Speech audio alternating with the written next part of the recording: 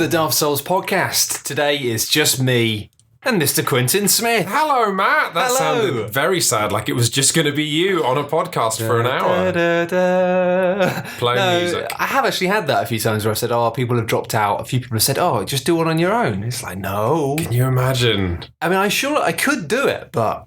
I could do it, but I'd play music. I'd interrupt my monologues by playing this is the Shining Force 2 soundtrack from my childhood.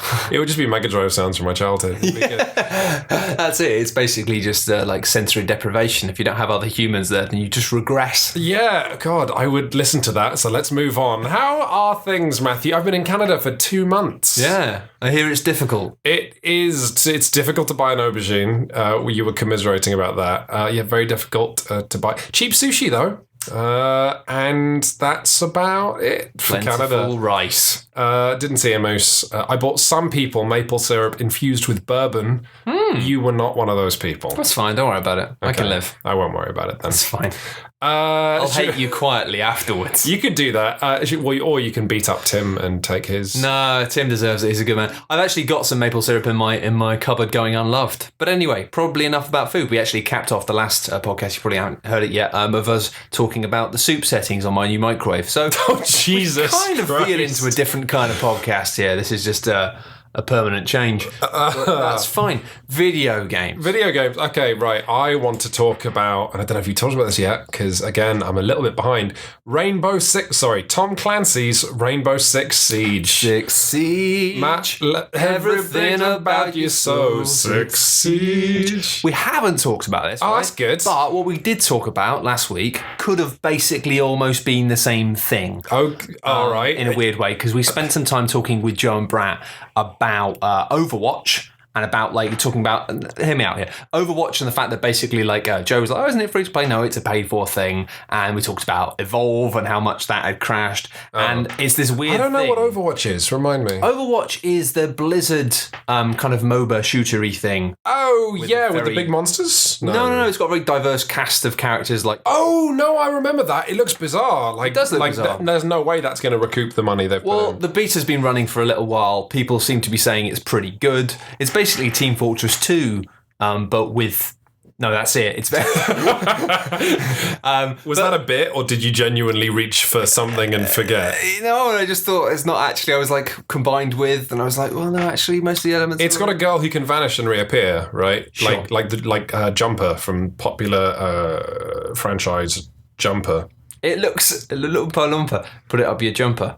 Yeah. It looks good, but it's the same thing with Six Siege and the fact that Six Siege sounded quite fun, looked quite cool, and then I saw how much it cost, and I just thought, it's just so dead. Oh, what, £50? It's Well, do you feel... I mean, this is not the conversation I want to have about Six Siege because it's comparatively boring and I've got sexy things to say. Sure. But, would you feel better going into the marketplace as a free-to-play shooter, which makes me nervous, or a £50 shooter, which makes me nervous? I don't know. It's this weird thing of, I kind of looked at that game and it's the same sort of thing of Overwatch, and I thought, this looks like a fun game. But even more so, Rainbow Six, you think, this looks fun, but I want to play it with, 3 mates. And so it's not just me dropping money, it's then convincing...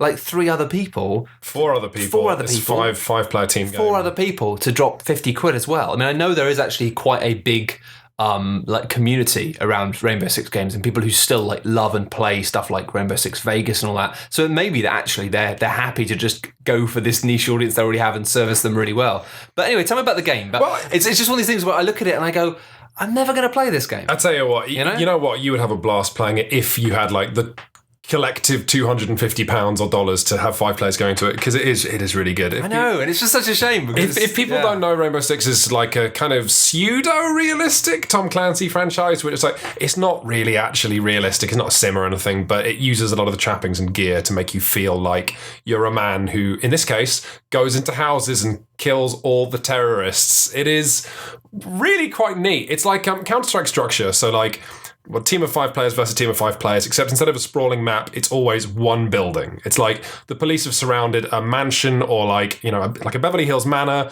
or an embassy or a shitty barn or a concrete, docks. And then there's 5 terrorists on the inside shitting themselves who can barricade it. And before the match begins, they have 60 seconds to like reinforce walls so that the bad/good guys, I don't fucking know. Who knows these days, man? Who knows? The plot is actually hilarious because it's got terrorism, but it's so apolitical where it's like all the missions briefings are like, we don't know who these people are. Their motives are unclear. Anyway, good luck. It's just, and the bad guys wear white face masks that it's so barren of like any actual politics, aside from like the politics of guns are cool. But anyway, so 5 of you going in, and it's far more interesting though for the 5 terrorists on the inside because they can reinforce walls so the good guys can't like blow through them. You're barricading doorways, and mostly, and this is the thing that I think I'm going to say that's going to get you excited, you're sitting there listening to the impeccable sound design and going, where are they? Where are they? Yeah. Then you hear a distant boom and you're like, oh, it's probably the roof. They're coming in from the roof. And then you hear like 5 sets of footsteps as 5 people all sprint and you're like, they're going down the stairs. Yep. Oh, they're right outside. And then the wall next to you explodes and they throw in a flashbang. It's really funny because, the experience that I will tell you about as a terrorist, there's 2 anecdotes I want to say that will summarize kind of why I'm having fun with it. So it was my first ever online game as a terrorist guy, and sure. I'm like, okay, so we all split up, and we're all barricading doorways, and I run into a corridor, and I'm like, this is a good door. So I put up the wooden sheeting, like, ba-dum, ba-dum, ba-dum. And then I'm like, yes, this is great. This is a great... And I turn around to go back to rejoin my team, and they've barricaded the door behind me. Oh, no. So I'm now a man in a corridor with a shotgun waiting for death. You can, like, knock down the barricades that your friends have put down if you have to get through, but... a good idea, is it? It's not really in the spirit of the thing, so that was funny. And just when you have these incredibly macho, sort of, like, beautifully rendered equipment pornography, and then... the people piloting these like special forces are just human beings who have no idea what they're doing is often really funny. And it's got great rappelling as well. Rapport, I think it's pronounced. Rapport. There's amazing rapport with you and all your friends whereby you can rapport onto any roof in the game. It's like they decided a fun thing about Rainbow Six is being able to like go up and down walls, right? Like a special forces guy. And then they decided, hey, why don't we just let players do that anywhere, like Batman, and anyone can throw grappling hooks, go up, down walls, sideways, climb in windows. I like that stuff. I've been thinking a lot about shooting in buildings, and I've been thinking... It's very dangerous. Yeah, it is. It's not a good thing to get involved with. But I've been thinking a lot about, because I was playing Star Wars Battlefront. Oh, yeah, okay. And... I didn't really talk about that much because I think it's just... It did look like a poor place to put your 50 quid rather than Rainbow Six Siege, which is still good for what it is. Yeah, no, it just wasn't very good, and I can't be bothered talking about it. It's like I've written about it. Yeah. But anyway, I just found myself playing that and thinking about DICE and thinking about how much I loved Bad Company and Bad Company 2. Oh yeah, and I really missed that kind of the silly explosiveness of everything, of just having grenades that blow. Yeah, those were the Battlefield games, which were super bombastic, right? Yeah, I mean, they had 2 major changes, and the first major change was obviously they tried to do a single player character thing, and actually had some success with the dialogue and script. It was just the fact that the game's single player stories themselves, the campaigns were just rubbish, because usually you go online, you've got all this mad stuff happening where the AI wasn't able to compete with that kind of bombastic madness around you all the time. Yeah. But the main thing was, looking back, there were lots of like more arcadey changes, but the main thing was that explosions just damaged buildings really easily. So it was a bit like Red Faction sort of thing, of it being like, oh yeah, if you got a rocket launcher and you hit a building in the right place, like you'll take a huge chunk out of that building. Oh man, it doesn't even take explosions. One of my favourite things in Red Faction was how even sledgehammers had a hilarious effect on the environment. Yeah, I remember there's a wonderful mission in Red Faction Guerrilla where you have to rescue a prisoner, and it's like obviously he's in a base with all these guards and everything, but he is in the back room of the base, so you can just walk around the back of the building, hit the wall once, and he's just there in manacles. Guerrilla was great. It was fucking awesome. It was so good. Really good. Especially like as the game went on, it did that Ratchet and Clank thing of just being like, well, we don't know what to do with you now, so we're just going to give you incrementally much more destructive things. And then I love there was a point where I was trying to run away from some dudes, and I was just running up the stairs and being chased by so many heavily armoured army men, because what I loved about the game is actually in direct combat, you didn't do well. Like, you didn't fare well. Like, if people are shooting you, you're in trouble. And so I just ran away and then just like jumped out the roof, just jetpacked up above the building, and just as I was running out, I'd just been chucking explosives everywhere. Oh, beautiful. And then I just jumped out, set off all the explosions, then pulled out the largest collection of rocket launchers and lasers I could, and just whilst jetpacking, just bombarded and just absolutely totaled this quite large building whilst I hovered above it. And then, I mean, okay, so I get what you're saying, but Rainbow Six Siege does have explosions. no, I'm not. I got carried away. What I was saying was that I loved it in. Okay, so I have no idea what you're saying. No, you've got no idea. We're halfway there. It's a journey. Let's go. Going back to Bad Company, what I loved was the sound design in those dice games was just so superb. That meant that you could be in a building and you could just stop. And again, you'd be able to hear somebody moving through the building. Yeah. And you think there's a guy, I think maybe on the floor above, maybe two, maybe a sniper. Yeah. And you think there might be more than one person in the building. And just being able to like put a couple of C4 packs on the building and then just leave and blow it up and just say you got 3 kills. So this is here, they were in there. This is the amazing thing about Siege, because obviously if everyone's crouching and moving quietly and not shooting their guns, it's totally silent, which is incredible, because if you want to move quickly, if you want to sprint, easy, you'll make a lot of noise and tell 10 people in the level exactly where you are, which Counter-Strike doesn't have and can't have, because you have these lateral levels. But in a house that's very vertical, obviously if someone runs around on the roof or on the floor beneath you, you hear them.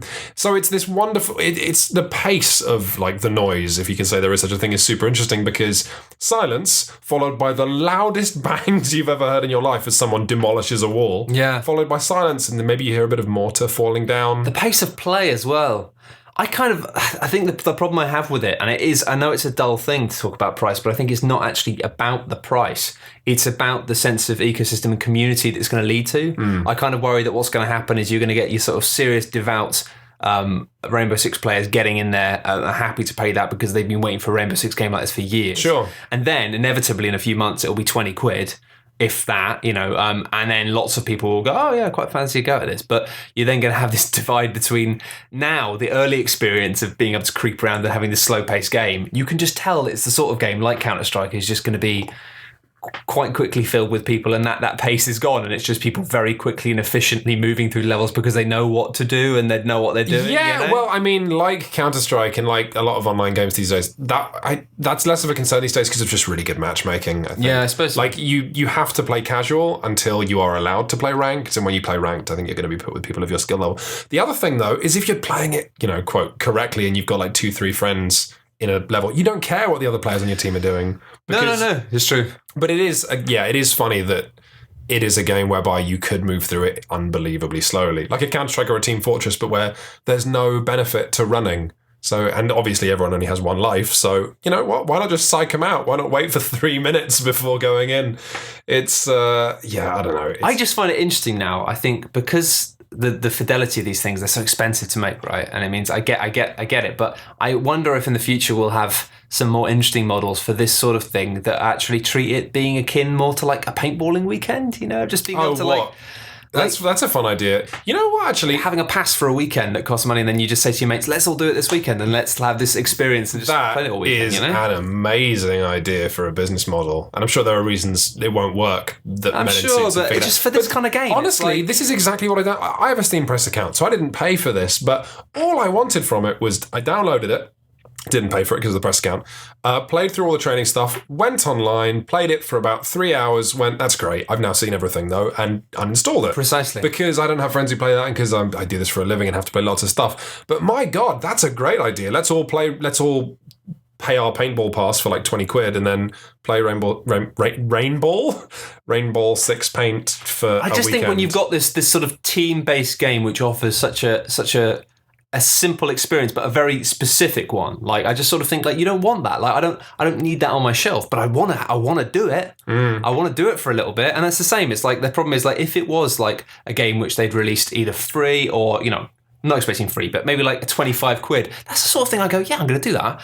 It's the sort of game I know I'm not going to get into. It's that weird investment price point where it's expecting you to pay this price as if it's something you're going to be engaged with for like a very long time. Yeah, I know they have got this audience that are, but no, you're right. It's absolutely not. And the idea of visiting games or renting them makes a lot of sense. And maybe we'll get that. Maybe the way that Amazon Video lets you rent movies as well as buy them. Surely a Steam variant where publishers can let you rent games is on the horizon. I don't know. I mean, I think even if it was something as simple as like somebody being able to buy it and being able to buy a password, like then like you can, I don't know, spend.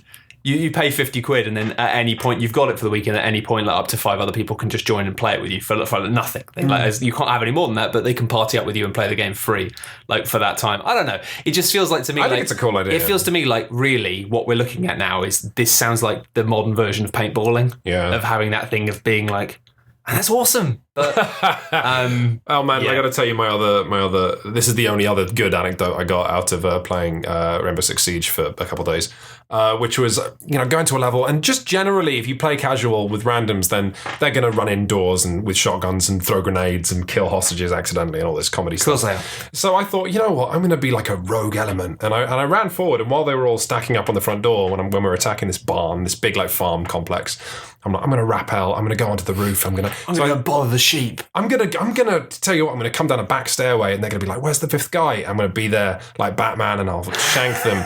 This is my plan. I throw my rappelling hook up, and I go up the wall, feeling like the coolest special forces dude ever. I'm creeping along the roof, and I hear some clattering, and I look back. 4 other members of my team have all followed me up onto the roof and are crouched there like nervous children. They all freeze when I look back because it's like grandmother's footsteps or something. And they're like, this is the guy with the plan. You're like, no, you're supposed to stay down. I did also get killed because the acoustics in it are so good that I was with the hostage. And I've realised now, I want to download it again purely because I've realised as a terrorist, crouching or lying behind the hostage is just a fucking amazing tactic. Because if the other team kills the hostage, then, then they lose automatically. That's why people take human shields. I'm realising I've reverse engineered real terrorist tactics from.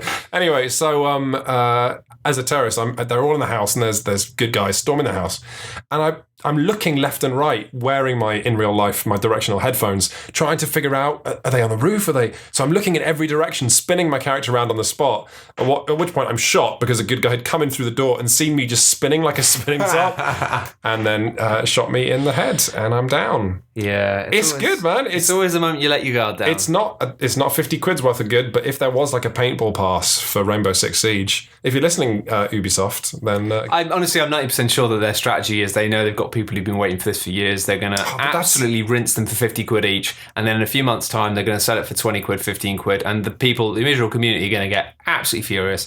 But who knows what will happen? Who knows? But yeah, it's too much for me now, which is a shame because I'd love to have the experience that you had with it of just like 3 hours of really intense fun. And you know what? I've got a disposable income, and especially for video games, because I get a lot of video games for free, it means the idea of me spending like, £30 on something which might only give me about 4 hours of pleasure might sound insane, but I'm not above it. No, sure, if it's a good enough proposition, and Siege isn't quite that. But 50 is too much. That's the kind of, I think it's all about, like, especially when you get to this age, that's the kind of money where you start to wonder that you sort of think if your partner found out about that, you might be in trouble. I always say, though, that you don't spend enough money on things that make you happy. So I would encourage you to spend 50. Have you seen my cupboards? They're full of sex toys. They are. There's, Look at all of them. I have no way of keeping this family friendly and successfully. You can't even count them. Riffing off that. I can't count them. I've tried. Jesus, what was I gonna... no, I just encourage you to buy things and hide them from your partner. Hide them. Yeah, no, I'll keep buying things and hiding them. But as I've said, I've been doing this for a while. I can't hide them anymore. Yeah. It's a problem.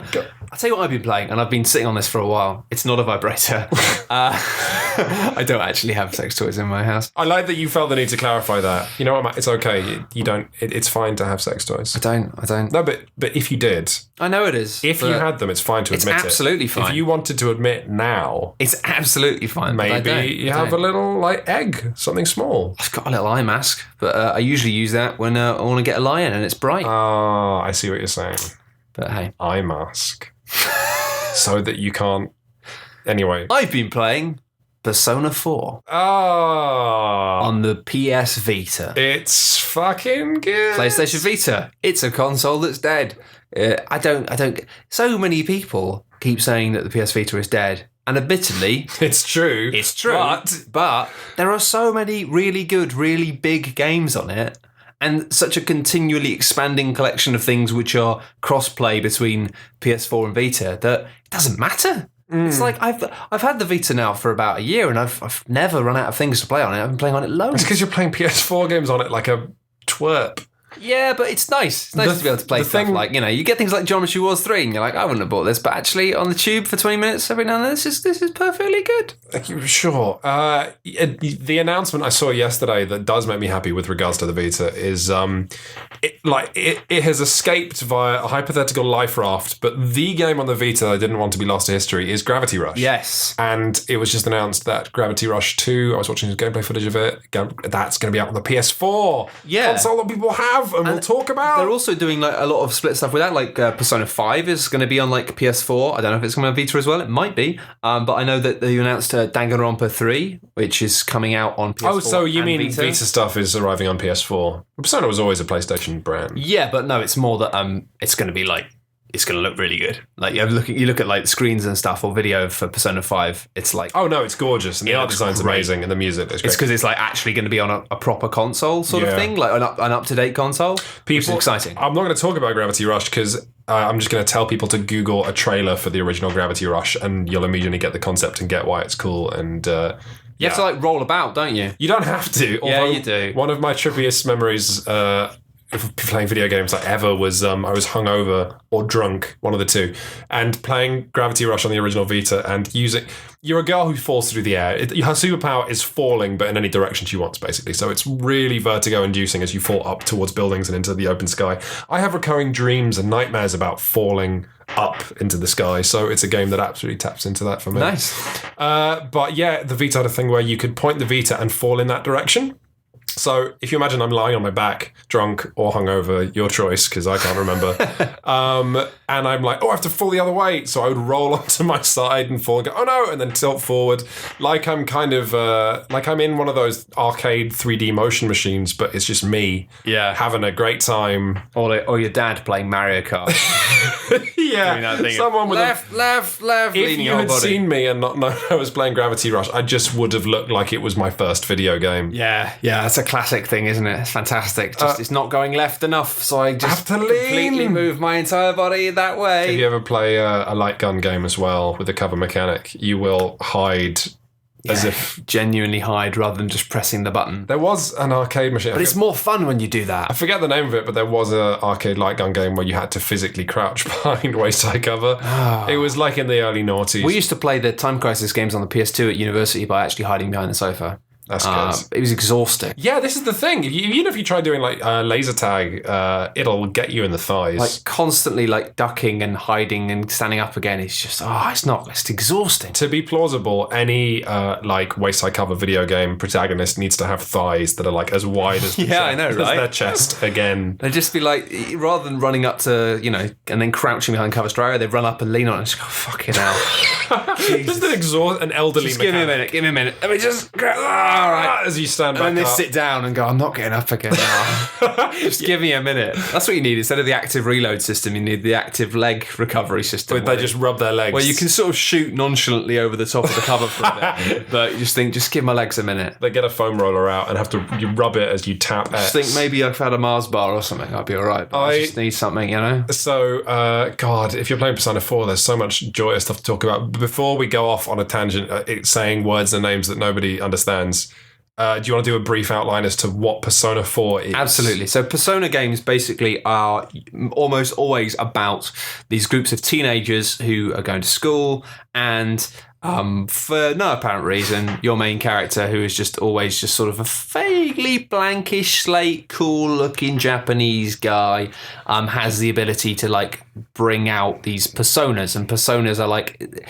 It's kind of a reflection of you in a way. It's the idea that it's like your person has brought this power to life by usually having this realization about themselves. It's like Otherkin, which is an amazing thing to Google if you've never Googled.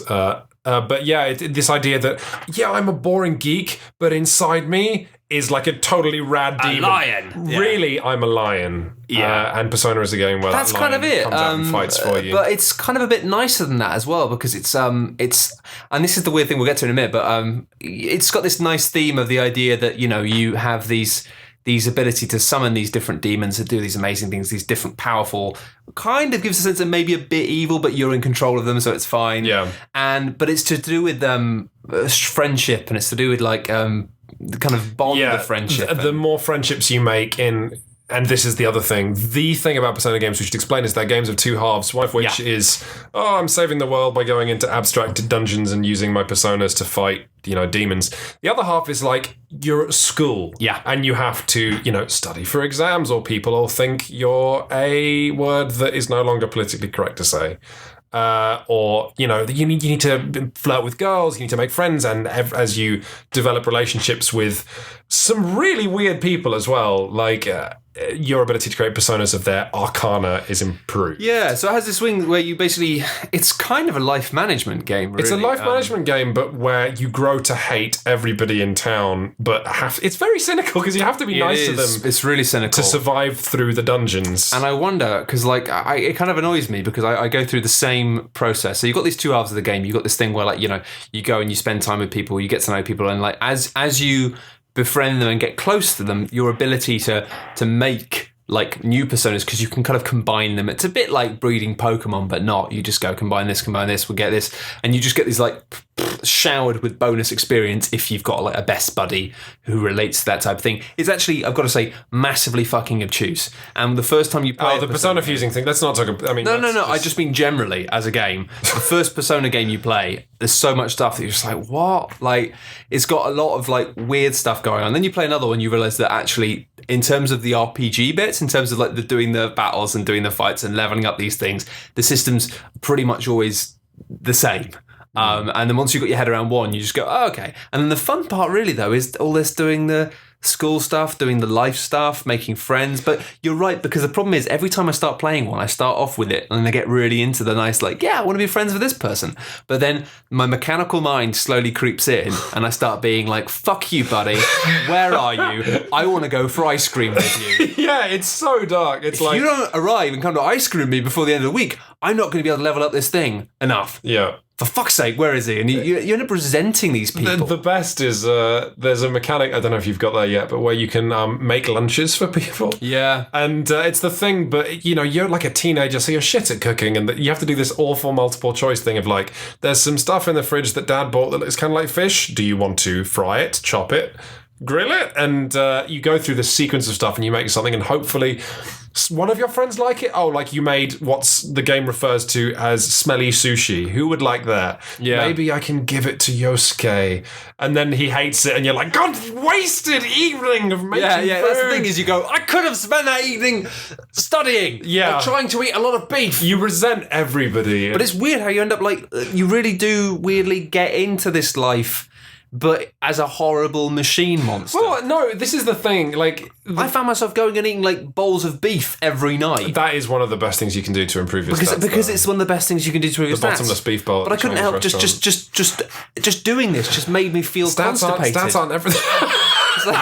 How can this character Stats aren't everything though. No, but how can this character go and eat beef every day? Gigantic bowls of beef every day. He is a teenager and therefore quite robust. I suppose so. But the thing, though, is that, yes, it's got this cynical edge to it, but the reason you love, and everybody who plays these games often does love them, is that these games have so much heart. They do. It's a lot like Animal Crossing in that people will post screen caps of oh, my animals are idiots, but they will fall in love with them. And Persona's the same thing of there are plot arcs in it that are often deeply touching as you get to know people, and it's. I mean, I've my main team, because you want to level up the kind of relationships with the people who you want to actually use in the fighting team. The main people I've got together are the people I like the most. I've got Kanji, Yosuke, and Chi. Have you got to the end? I won't spoil it, but have you got to the end of? I won't spoil it because this is absolutely still worth playing on Vita. Or if you have a PS3, you can get a PS2 copy of Persona 4 and play it with backwards compatible PS3s. That's what I did.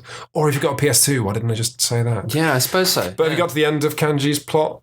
Yeah. No. Or what? Okay, I won't spoil that then because that's pretty cool. Yeah, no, I'm going through that now. But again, he's one of the people I get really frustrated with because the thing is, you have these afternoons and evenings off and you can go and spend time. But then it's annoying when you're really getting into one of the storylines and you're like, oh, I really want to see where this goes. And then they just don't turn up for ages. And you've got a mobile phone, but you're never allowed to bloody use it. Like, people just call you. I am going to spoil one of my favourite things. So I didn't get to this to the end. It's a small plot point, but if people haven't played Persona, then it really won't spoil much.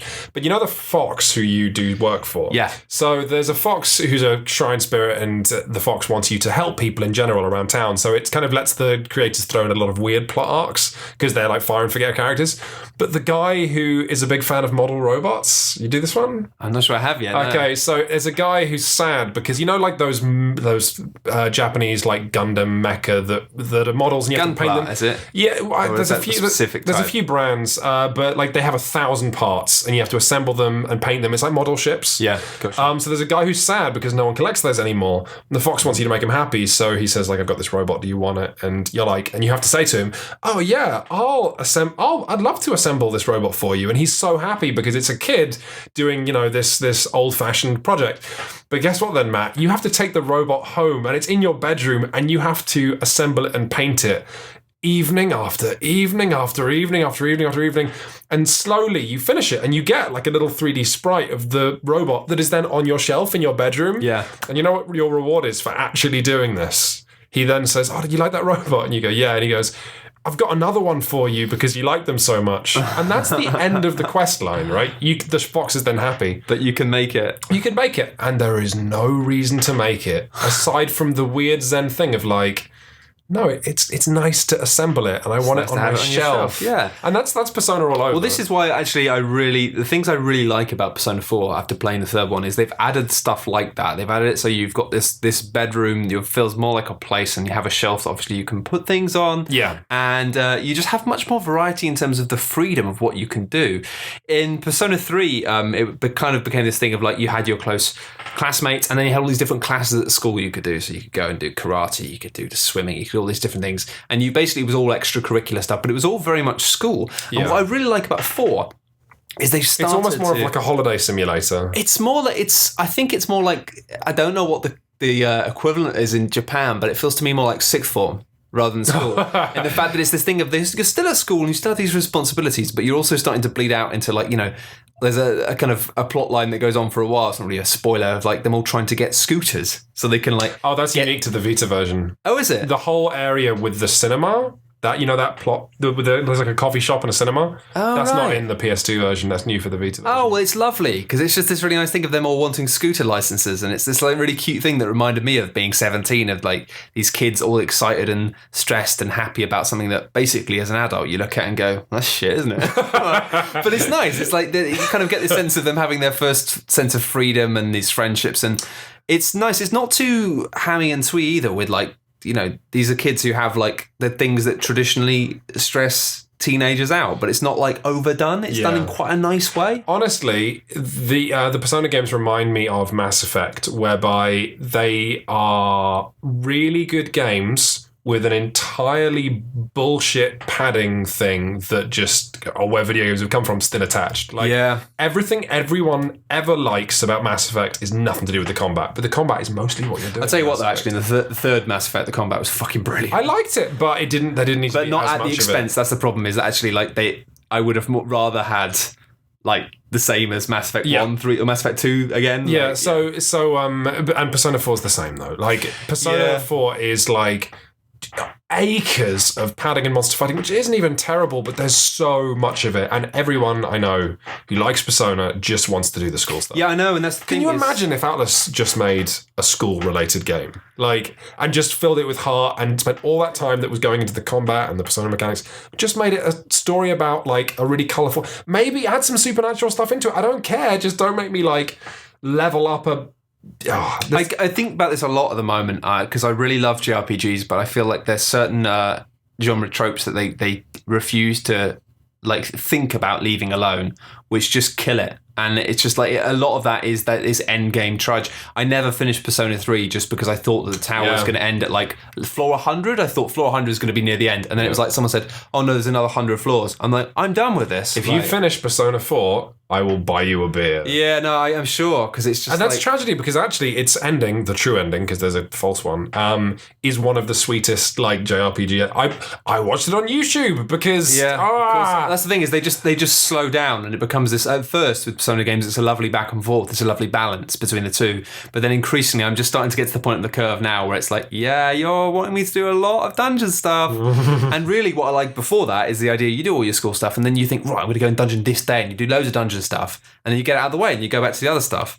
And I do like the interplay, though. I think there's something about the interplay's fine. They just the balance is way off. No, the balance is fucked. Yeah, that's right.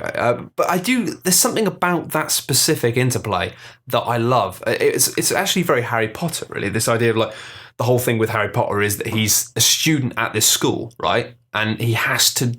He's a student. I mean, sure, it's a school with like fucking weird, fun stuff going on in it, but he still has exams. He still has like responsibilities, and it's this fact that behind all of this, he's also like just doing nondescript stuff to save the world or save the school or save somebody's life. But no, he can't use that as an excuse. It's like he still has to go and do his homework, you know? And it's that kind of, there's something exciting about, and something that you can really relate to, of that stress of like, you know, you're trying to do your day-to-day life, but then also you have this other stuff you've got to do, and trying to juggle that. And so much of the Harry Potter books actually were about just Harry just stressing his nut out, going, oh, how am I going to do my exams? Yeah. And that is what Persona is about, really. I love that. I mean, but it is so funny in Persona when you just bomb your exams. have you come like bottom of the I'm a genius. Oh, of course you are. Yeah. But I love that. I talked about it really briefly. I love the fact that it's such a weird cultural thing. Maybe in Japan they just have like more of like respect for education systems, a respect for education. Oh yeah, and respect for like, because in the UK you get beat up if you're top of. I love like you're top in your class. What happens? Like you get given money.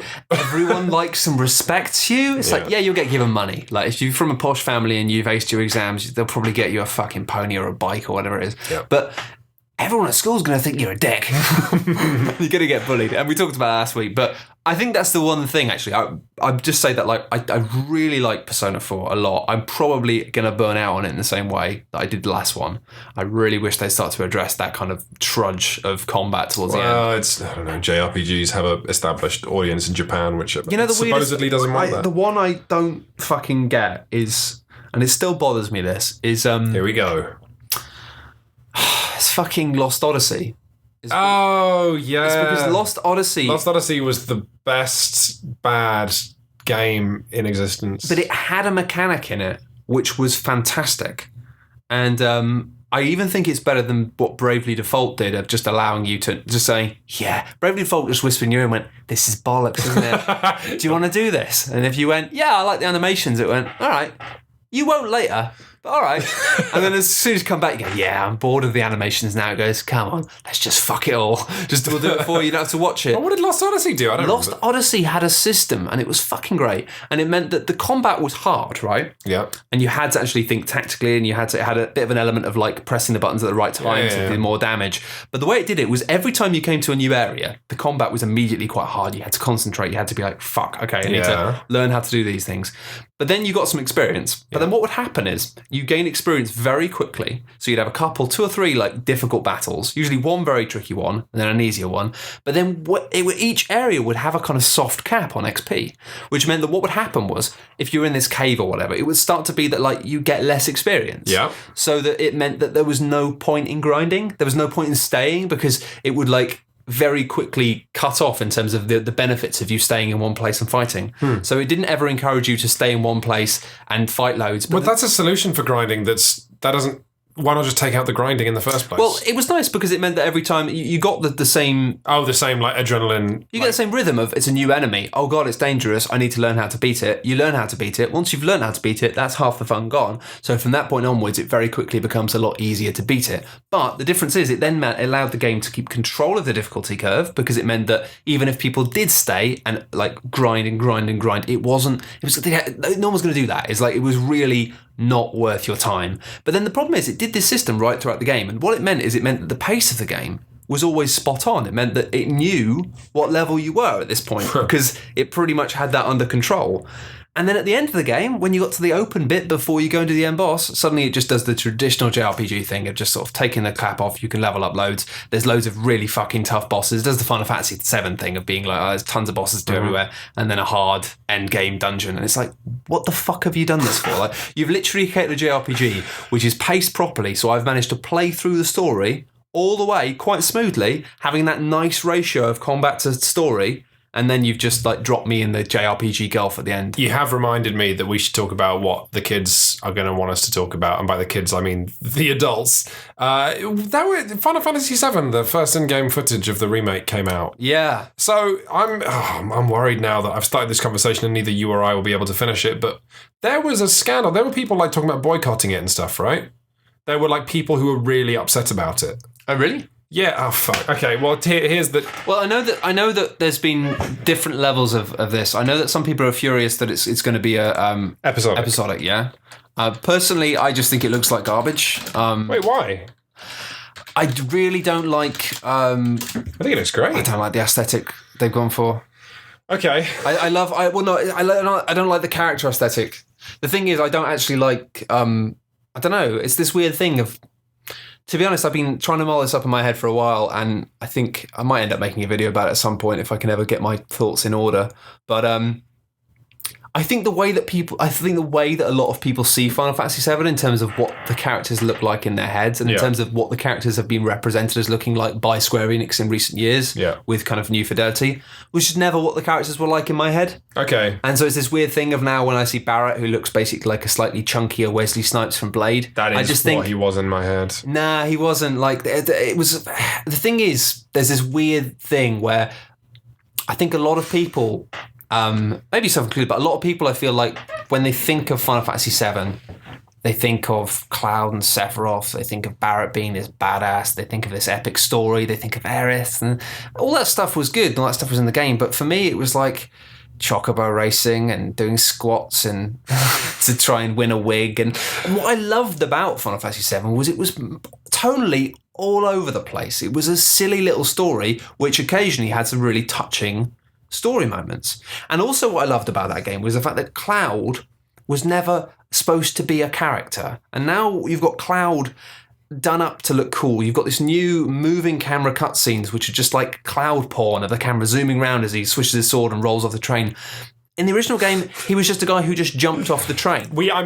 Sure, we've still not seen like gameplay footage now. I'm worried now that you're as bad as everybody else. We've seen gameplay footage. We've seen tiny scraps of it. It's not about the game. It's about the tone, and it's just I don't. It's not for me. Basically, it's one of these things where like, okay, why don't we wait until we've got like even just 30 fucking seconds of the game? Yeah, because I wanted to talk about how insane it is that there's just like scraps of footage and it's episodic, which is the only way economically it could have been done anyway. Yeah. And people are flipping their shit because it's like it's not what it was when they were a kid.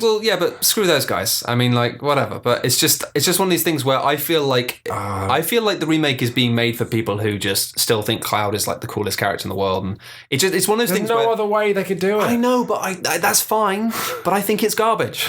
Like, okay, well listen, right? It's a weird thing. This is a weird thing I think about, right? You don't get this in movies, right? You don't get it that like imagine if they make a film, right? I can't think of the film, but Aliens. Okay, you make a film like Aliens, and let's say that like there's a character in Aliens that isn't like the main character that everyone loves. Okay, right? Sure. Vasquez. Okay, now imagine you get a remake of Aliens, right? But it's it's made for the fans, and so it means that like Vasquez is now sort of the main character, and then everything just gets weirdly warped and tweaked to suit. Oh, like okay, so the word that you're looking for is fan service. Yeah, like the game is just pornography of precisely in games. The way that players have internalized it. Since. Yeah, I kind of feel like, and I felt this with Crisis Core, and not a lot of people agree with me. I played Final Fantasy VII Crisis Core. I thought that was kind of garbage because it felt like it was. I like the ending of that game, which I've since heard about. I didn't. I mean, it was just the fact that it was just weird fan service directly going for people who look at Final Fantasy VII as being quite a serious, cool thing. Okay. And it wasn't.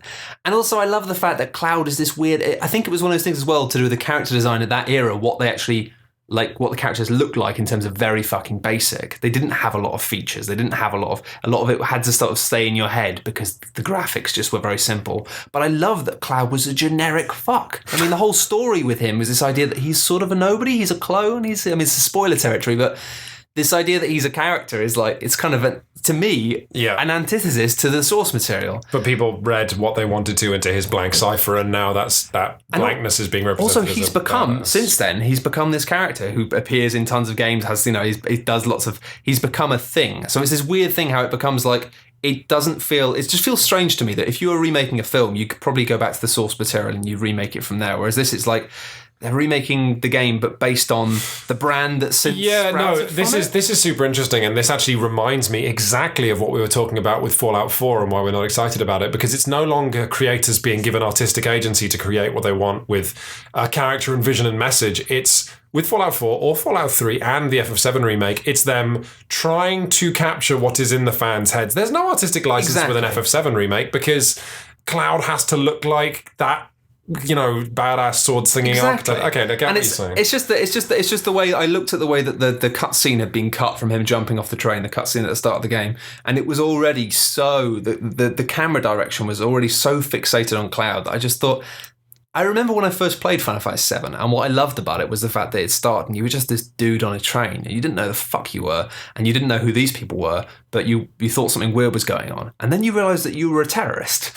But then you realise that you only just started working with them. Well, I love the fact that he as a character was kind of a nobody for a while until you started to realise that actually he was important. Yeah. So it's just a weird, like, I don't know. It's a shortcut to the traditional RPG thing of having a protagonist or someone close to the protagonist who's an amnesiac, right? Except just did it without saying so. I think the long and short of this is I'm just basically, I don't know why, but fan service just doesn't appeal to me. I get it, and that's cool. I guess I just don't want to write off the 7 remake until we've seen it do, or seen how it does the weird nonsense you're talking about. I like the terrible dialogue. I like the stuff they're changing though, actually. I think changing the combat to make it like a kind of Kingdom Hearts style, like FF15 and stuff. Because it was already an active timer system anyway, so just make it a bit more dynamic. Why not? No, I'm down. Let's do some questions. Yeah, it's time. Let's.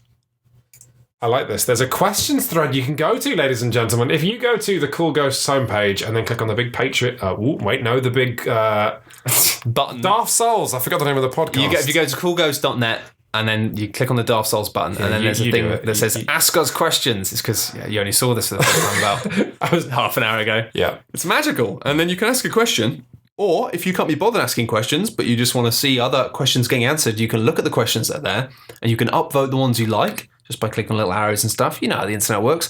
Then we just answer the most upvoted ones and then delete them so new ones float to the top, and it's an endless so clever supply. One thing because I just went off on one in a bad way. One thing I love about Persona 4 that I don't remember being in the last one. Okay, is this lovely little game that comes after the battles with the cards. Oh, you play Find the Lady, don't you? It's genius. It's not quite Find the Lady. No, it's a thing where like, if you meet certain criteria in the battle, which is basically like, it encourages you to not just automate the battles and actually like win the battles well. It's kind of a fuzzy thing of when it works and what doesn't. You get this thing called Shuffle Time, and Shuffle Time is a great stupid name. You get all these cards up, and then you choose the cards. And then you get bonuses. So you might get new personas, or you might get like more money or more experience. But it becomes this might have only been on the Vita thing, I don't know. But it does this really clever system of being like, you start to get negative cards as well. But if you pick that negative card, then it means you get to draw more cards. So it'll be like, you can take... This is way expanded from the PS2 version. Oh, it's so good. The PS2 version is like, here's some stuff. I can't even remember how it worked. But yeah, it's so good because it means that you got like 5 cards, and one of them will be like more experience, one will be more money, then one will be like half as much money, but you can draw 2 more cards. Or it'll be like 3 more cards, but you get no money. But then it has this nice mechanic where... if you can manage to like get all of the cards that are there, if you take them all, then you get a kind of bonus, a shuffle bonus or whatever. And then it means that you definitely get a shuffle time next time in this battle, no matter what you do. And you're allowed to draw 3 cards. So it has this weird kind of meta system for the grinding where it means that you're not just playing battle after battle. What you're trying to do is win a battle in a way that gets you the shuffle time and then hope that you get cards. Because there's this weird element of order. How you go, hang on, if I take that card first, then that one, then I can take those ones. And it becomes this thing of trying to pick up all the Like cards. Solitaire. Yeah, but it also has ways where you can actually eliminate the negative things if you're clever about the order of how you do it. So it creates this really inconsistent. But what's lovely about it is because it's kind of secondary to the battle system. I am down with gambling in any game. Yeah, basically. because it's secondary, it means it can be unfair. It's like you couldn't do it in a battle system. You can have a battle system where it draws you cards and you go, oh, these are all shit, I can't do anything with them. But because it's like completely random, it means it can just occasionally give you loads of bad cards and you go, this is garbage. But sometimes you can actually game it in a certain way where you think, I'll flip that one, and then it flips these ones, and then you go, oh, that's amazing, I got that one. And some of the cards are fantastic. Like some of the cards just level up your persona immediately. So it's like when you're high level, it's like that's like 60,000 experience. So I don't know. It's just a really, really lovely system. I mean, the upshot of Persona 4 for me is I'm so hyped for 5 because 5 is all about you getting a job, and by the looks of it, I don't know anything about. I mean, I'm on media blackout mode. I watched one trailer about 18 times. Oh, same. The first trailer, but the first trailer is all somebody in a city looking like they've got their first job. So that's why like it went from school to being like sixth form me, and now it looks like it's first job. I know the shot you're thinking of. He's just on a train with businessmen, but he's in a school uniform. Ah, damn it. Faux show. I wanted to do one about getting the first job. That'd be awesome. They can remove all the battles as far as I care, and then just replace it with. You're right. Okay, here we go. I can't read this because I have to look away from the mic. I can. You can. Okay, this is from Eric Tengblad. He says, "Shut up and sit down." Forum moderator fame. He's a good guy. As someone who is now in his 30s, oh God, how did I get so old? You're not alone, it's fine. I've noticed that my taste in games have changed significantly since I was younger. Hundreds of humans are in their 30s around the world. Hundreds of them. It's bizarre. Too many. He says his tastes have changed as he was younger. In his teens, he was really into JRPGs and would play every one that came out. These days, a game of that genre needs to be really special to grab my attention. How have your gaming taste changed as you've grown older? I'd say, a lot of a lot of people will say like, "Oh, I don't have the time. How do you play so many games as an adult?" And my answer is I just don't put up with bullshit anymore. Like, I will not put up with padding. I will skip. I will cheat when I can get past it. If a game has too much, I will just drop it like a hot stone. Yeah. Like, if some friends of mine really do, try and finish games, or like, oh, well, I haven't finished this, so I can't move on. That's not me. I will put books down. I will buy a book. £8, Matthew. I will be 20 pages in and go, no. And then I'll put it on my shelves and just not read it. Merciless. No, I'm increasingly just getting used to not finishing things now. I just think it's never going to happen. I mean, I didn't finish Metal Gear Solid 5, for example, but I've heard that the end of that really tails off. Oh, anyway, yeah, so. I heard the ending was poor, so I just stopped playing it when I had enough. Yeah, I had a lot of fun just doing all of the military commando style thing. It actually reminded me of like the early Commandos games in the early missions. Oh, I know, MGS5 was great. Of just being like, hide on the roof, shoot a man from miles away, leave. No one knew I was here. It's so good. Yeah, I love that. But then, I think weirdly, when it started having to get away from a big robot, I was like, this isn't fun. I never used to play multiplayer games as a kid because I was intimidated, but as an adult, I've gotten quite into like super competitive stuff and leagues occasionally. I'll pick up something like Rocket League and be like, oh, I love competition. And I weirdly am regressing at the moment. Like I as I said in last week's podcast, like I used to like play tons of JRPGs when I was younger. I used to like obsessively had a SNES emulator, and I used to play sorry, I was a criminal, all right? I was a criminal child, but I didn't have a SNES, had a Mega Drive, and there were tons. You're a cool criminal, though. There were so many great JRPGs on the SNES as well, and so I just played almost all of them, the good ones, In my day, pirates were people who just wanted to play the rarest, coolest, weirdest shit from Japan. These days, pirates are just cheap, but I still totally approve, because if I hadn't been a pirate as a kid, I wouldn't have been as competent a games journalist, because I wouldn't have played half as much. Yeah, you could just play all this rare stuff that you just couldn't get your hands on, because back in those days, it was actually hell. It wasn't just a case of like, oh, is it out in the UK? It's like, is it out in the UK? Do they sell it in the WH Smiths near me? Like, no. Oh, well, you're never going to play it. Yep. Like, the only reason I got Gunstar Heroes was because I liked the look of the box and I saw it, and, that's lucky times. But no, I'm getting back into JRPGs at the moment, big time. Okay, just change it year on year. Why don't you do the next question while I delete this one? Okay, that sounds really dramatic, but we're deleting it for purely... I've forgotten the word reasons. Great. Not like, that was awful, get rid of it. Lucas H, is there a game world that you'd like to revisit in a better game? Almost certainly. Loads of video games have really nice, cool worlds that are cool. And now I'm having a massive brain fart. I mean, the worlds of Persona... Not that I'm feeling uncreative right now. Skyrim? I'd love to play through the world of Skyrim in a more interesting game. I would love to have Skyrim, but instead of having to fight monsters or go on Bethesda's cheapo quest system, I would just like have a house. I'd grow like carrots and swedes. I would like occasionally flirt with the woman down in the village. Basically, Harvest Moon in a Skyrim universe. That's me sold. Yeah, that'd be good, wouldn't it? Yeah. You could combine that with like Euro Truck Simulator, so you just have to like take a cartload of like vegetables around like to another city. Oh, you've lost a turnip. Off it goes over the cliff. Do you go and get it? Probably not. Probably not. It's bears and there's all kinds of awful It's shit just a in the turnip. Skyrim world. Yeah. But you got dynamic choices. You know what? I would play just about any genre of game in the Jet Set Radio universe. Oh man, yeah, that was so cool. The police were just such dicks. Imagine Jet Set Radio. And it but was so much fun just going past the police and You just, know like, what? being like, yeah, whatever. I was going to say, like, but you run a shop in the Jet Set Radio universe. Maybe you like run a shoe store in Jet Set Radio. Then I realised basically all I want, because I'm a boring bastard, is just a gentle simulation game, or life sim, in any game with a good universe. Yeah, I'm pretty excited about getting more Mass Effect, to be honest. I made my peace with the fact that Mass Effect 3 had become this sort of like Mass Effect, but fabulously shiny shooty you're just thing, like but- a cleaner on the Normandy. And you got to make sure it's all spotless, and that like, oh, Shepard's coming. She's going to use the command table. You give it a quick scrub down. I had a thing actually when I was writing for OXM. I wrote a blog piece, and I still love it. Mass Effect 2. I still loved it. It's one of those things where you occasionally have a realization. You think that's it, and I'm proud of that.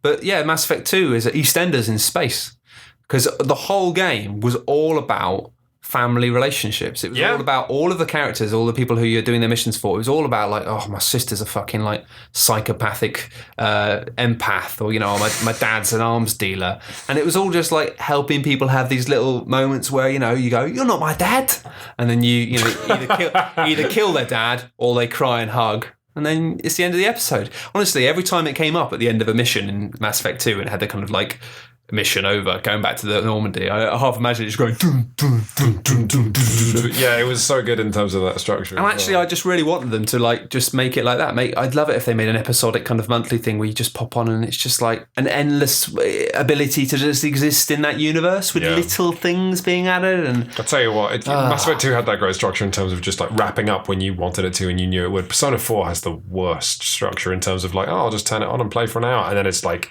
half an hour of terrible slow plot development. Like, I often found myself either wanting to go into a dungeon and I couldn't, or wanting to go to school and I couldn't. Yeah, that's actually the big problem I have with that game. It has no idea what you want to do. The big problem with those games is they give you the freedom to do what you want, and then occasionally railroad you. Occasionally just go, oh, actually it's the exams this week, so you can't do anything. And like it just takes away your ability to do anything in the afternoons. And the first time that happened to me in a Persona game, I was like, what the fuck? I was going to do this! I also don't like the fact that it forces you to do your homework. Like, it's like you've got to do your homework for school. It's like, no, I don't want it. Yeah. I'm literally a genius. I'm not Simulation of my teen years. Yeah, I know, I'm a genius. I don't need to do homework. Panned out all right for us, didn't it? It did fine. Chris Somethingson asks, why is the PlayStation 2 still the greatest console of all time with amazing innovation? With games like Kazuma Damacy, Okami, Shadows of the Colossus, even Level 5's heyday with Dark Chronicle and Rogue Galaxy. It's great. He did not name all of the correct games, but he is right. The PS2 is the best machine. Especially if you had a chipped PS2 and could burn DVDs of just the maddest Japanese I still stuff. think the 360 has a lot of incredible stuff. I think the big difference was... Says, where was this back when you were working on 360 magazine? No, you think about... The thing is, I think that the PS2 is probably still the best. But I think it was more that actually back in the PS2 days, there was a very clear line between games that were clearly very good. I do. And then lots of stuff was just trash. Well, yeah, but I mean, I have the actual answer of what he's talking about as to why... If he's asking genuinely as to why the PS2 is still the greatest console of all time with amazing innovation, what you're talking about there, Chris, is the PS2 had unparalleled market penetration the world over, which meant developers could churn out games and then still sell a decent number of them. Also, Sony made the dev kits for the PS2 very, very, very cheap. If memory serves, actually, it was almost free. So, like, it led to the shit. Like, if people know the Earth Defense Force games where you fight giant ants, that was part of a series called Simple 2000, which was a series we've never seen the likes of on a console since, whereby it was basically B-movies, but games. It was a load of developers churning out the cheapest games, of which Defense Force was one of them, and then selling them for like a $5 on release. And so the costs for it was so low because dev kits were so cheap for the PS2.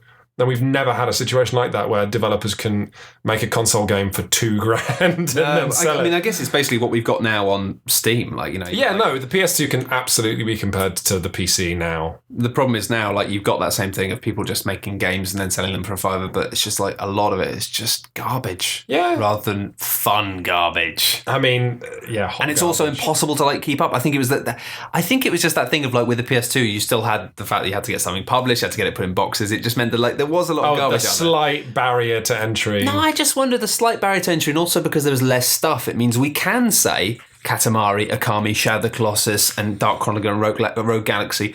I've played 4 out of 5, and I haven't played Rogue Galaxy. It's on PS4 now. I'm probably going to download it and play it because I love that time. Are you going to say that all of this beautiful stretch of creativity within the gaming is less good because there was also shit to go alongside? No, I'm not saying that at all. What I'm saying is that it's this thing of, because there was less stuff, we all have these, and this is an interesting change, I think, and I don't know how it's going to, I think the industry's going to change really dramatically because of it in the next few years. Of us, being games writers, we've been able to talk about these things, talk about Deus Ex, and share with people. Like, it's the reason people listen to podcasts. We can talk about games from the PS2 area, the Xbox 360 area, less so, and people know them. People have played them because they were classics, and there weren't that many other things. It's why I can say Gunstar Heroes, and because it was like one of the best games on the Mega Drive, and there weren't as many games. Right, so you're wondering how dialogue will change in 5 years when I mention a game and actually people happen to have not played that, but they've played something else. Absolutely, because I think there's just so much stuff that it is just getting more niche. But I do think it's that thing of, it's easy to look back and get a consensus that it was golden because there weren't as many games. So if you like JRPGs on the PS2, you probably played them all because there were a lot, but there weren't a huge amount of really good ones. Well, I mean, now we're going into the era of like movies and music whereby what gets remembered is an interesting question, and it's down to critics to do that. And then you get the role of like niche critics, you're always watching documentaries and you see like this person's job is like he's, the fucking 1975 jazz expert, because that becomes a job when. Yeah, no, I'm really excited about it. I hope that we're able to kind of get away from the system. Hopefully, it feels like tech on PC side as well has kind of hit a bit of a plateau lately over the past few years. I hope we're able to get to the point where we can just be like, have the thing like you would do in the same way if someone said, "Oh, have you ever heard of King Crimson?" and you go, "Oh no," and they go, "Oh, you fucking love," and just to be able to get a CD or a record and play you it, this idea of being like, you missed this thing, you can just have a look at it now. And we're kind of getting that to a degree, but I just think it's interesting how the frame of references are just getting wider and wider, and the things people are playing are starting to diversify. And I think it's a thing at the moment, especially it's a noticeable thing, is that fear of missing out, isn't it? A lot of people get that at the moment, and a lot of people are struggling with that because it's like, people say, "Oh God, Fallout 4, I've only just got The Witcher 3. And I think across the board we're having to start to realise that it's fine, you just choose, and you might not be the next time you're in the pub, you can. I think it's weird for people like me because I've grown up being able to know about all of the games. Adapt or die. I know, but now it's like I just have to go, I'm never going to know about that game, and that's fine. And this is strange. Again, yet more grist to the argument. I don't know if I'm using that phrase right, but yet more grist to the argument that these games shouldn't have padding. Fuck it, I don't want to play Fallout 4 for 80 hours. Absolutely. Give me all the good stuff in that game in 10 hours and I'll move on. And 10 hours is still way too much time to be spending on it. 10 hours is a huge amount of time. Revolver Rossalot, what a great name, says, over on RPS, Adam Smith has made an aside about Desert Island discs for games, which got me thinking. On the actual radio show, there are a few freebies the castaways are given to ensure we aren't having another discussion about why they'll be taking the complete works of Shakespeare, etc. So, Cool Ghosts, if you are hosting a Desert Island Games, which titles are you handing out as standard to your guests? Part 2, would you assume a network connection? So as long as they promise not to ask for help. Yeah, sure. So assuming they have a network connection, that's a good caveat. And also, this is an awesome question. What are the games which we give so that people will actually have interesting answers? Oh, Matt has a faraway glazed look in his eyes. Like he's accessing everything at once. It's a genuine, really good question. What would be the essentials? I mean, that's going to be a personal thing, isn't it, as well? I mean, I think having a Game Boy in Pokemon, the old Pokemon, the first Pokemon game, I think that's still a design classic. I mean, yeah, like great time killer. Then, like the complete works of Valve is almost like the complete works of Shakespeare because that covers Dota and Portal. Like, doesn't have enough cross-dressing and sexy jokes. Well, you could also say the works of the Final Fantasy series. I mean, I guess that what you could say something like if. Like a game that sold well enough to be remade, or like a game that became a sequel or something. Like, Well, this is a continuation of what we've just been talking about, really. That the problem is, you look at the complete works of Shakespeare and you say, well, what is the complete works of Shakespeare? And you go, well, it's this thing that now is deemed as being some of the greatest English writing ever. But now we have no idea what games are technically But at the time, what was Shakespeare? It was awesome, fun, often bawdy, mad humour for everyone. It was like this really, it was like the equivalent of Call of Duty at the time, and now it's revered as being something different. And I think now the difficult thing that we have with games is still this problem of because the tech is constantly moving on, because the medium is constantly moving on, you have this thing of we don't look back. So you think, well, what do you choose for something like this? And you think, well, traditionally, looking at other mediums, you'd choose something classic. You'd choose something like Citizen Kane or, Shakespeare. Choose something old, because those mediums haven't actually, they've adapted and they've changed, but they haven't dramatically changed in the same way that video games really have, and probably still will. Yeah. So that's a good one. So in answer to his question, it's unanswerable. I mean, this is, To be honest, the best questions are unanswerable. It's always the way, there's no... Yeah. You know what? If you have a good solution for this, people, why not drop... we won't delete Rosselot's question. You can leave him a response. Yeah, maybe we can revisit this on the next Cool Ghost. Because it's otherwise it's this really sad thing where right now I go, well, I think maybe a staple thing if you're trapped on a desert island might be Destiny. But then it's what happens if in 2 years' time these people turn up on a desert island and then suddenly it's the Destiny servers are offline now? It should be like these poor sods. They just have to eat each other to death just to entertain themselves. There are times playing Destiny I would probably eat someone instead. I think you're playing it too much. Or not enough. To be sufficiently hooked into its weird... I'm actually I've seen a lot of people, I still get people tweeting at me and messaging and stuff and talking about Destiny and saying, it's really annoying with this, and I've got my relationship with Destiny always super light. That's how you do it. Just don't play it very often, mate. Just every now and then I fancy it and I go and play on it for a day. And it's great because it means every time I switch it on, there's all this cool new stuff I didn't know about because I'm not following any of the information either. So I go, cool. There's somebody said the other day, apparently there's a sparrow racing coming soon. I'm like, that was yesterday. I know because I went to play it and it went, you've got to download 18 gigabytes. And I went, but it's kind of fun. But I think people who are still playing it all the time and going, but there's not enough to do. It's grindy. It's you're not supposed to. You're supposed to do other things as well. They're playing it wrong. That's what you're saying. Yeah, they're playing it wrong. I get it. Bad reviews. Bad reviewer play it wrong. Do we have things we say at the end of the podcast? Why not? Let's.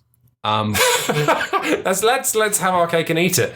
If you like this podcast, why not give it a review? But also, why not tell a friend about it? You can do a bunch of things. Yeah, you can review it on iTunes if you really like the podcast. You could tell a friend about it. It does actually do nice things for us. Believe it or not, when your friends listen to this podcast and enjoy it, that's awesome. There's this weird thing with the iTunes API when every time you tell somebody who you like that they should listen to this podcast, it just gives us this weird warm feeling inside, no matter where we are. Sometimes was a recent firmware update. Sometimes it happens when you're in the bath and you think you're just having a good bath, but no, actually it's just somebody's just recommended. Sometimes it happens twice when you're in the bath, and that can be really weird. Yeah, you can get into a lot of trouble. Make sure you lock the bathroom door before you go and have a bath.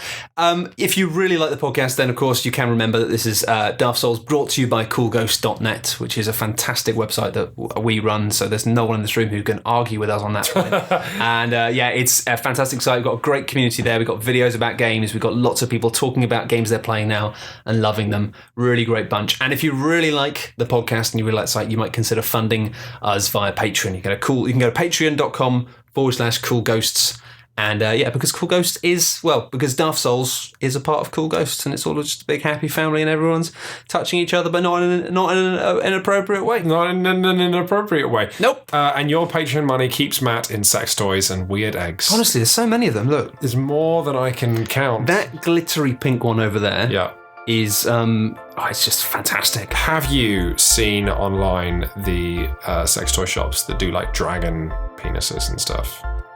No. Guess what we're doing after this? Goodbye, everybody. Goodbye.